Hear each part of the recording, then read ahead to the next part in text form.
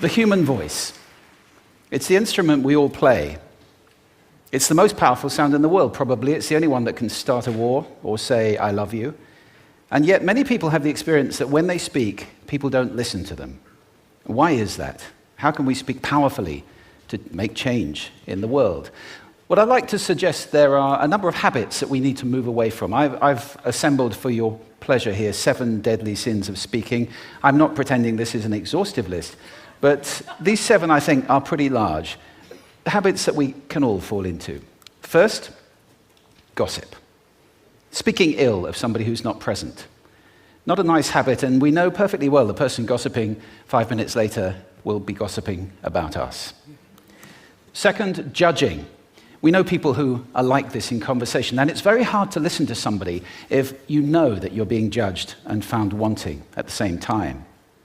Third, negativity.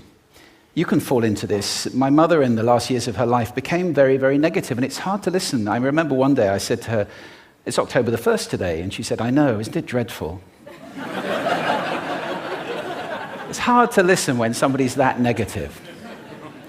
And another form of negativity, complaining. Well, this is the national art of the UK. It's our national sport. We complain about the weather, about sport, about politics, about everything. But actually, complaining is viral misery. It's not spreading sunshine and lightness in the world. Excuses.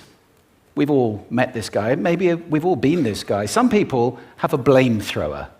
They just pass it on to everybody else and don't take responsibility for their actions. And again, hard to listen to somebody who's being like that. Penultimate, the 6th of the 7, embroidery, exaggeration. It demeans our language, actually, sometimes. For example, if I see something that really is awesome, what do I call it? And then, of course, this exaggeration becomes lying, out and out lying, and we don't want to listen to people we know are lying to us. And finally, dogmatism.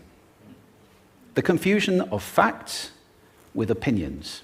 When those two things get conflated, you're listening into the wind. You know, somebody is bombarding you with their opinions as if they were true.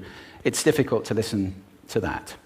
So here they are, 7 deadly sins of speaking. These are things I think we need to avoid. But is there a positive way to think about this? Yes, there is. I'd like to suggest that there are 4 really powerful cornerstones, foundations, that we can stand on if we want our speech to be powerful and to make change in the world. Fortunately, these things spell a word. The word is hail, and it has a great definition as well. I'm not talking about the stuff that falls from the